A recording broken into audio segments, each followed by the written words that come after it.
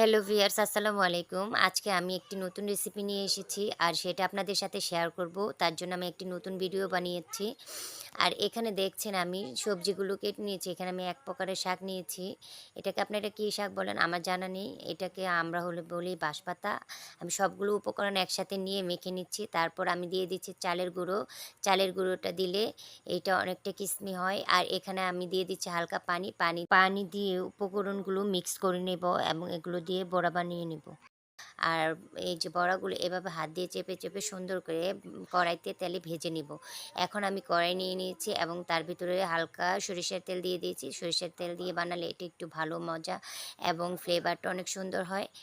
আর এখানে আমার বড়াগুলো হয়ে গিয়েছে আর আমি সুন্দর করে বড়াগুলোকে একটা সুন্দর প্লেটে উঠিয়ে নিচ্ছি এবং আপনাদেরকে দেখিয়ে দিচ্ছি বড়াগুলো কত সুন্দর হয়েছে। দেখেন আপনারা নিজে দেখতে পাচ্ছেন বড়াগুলো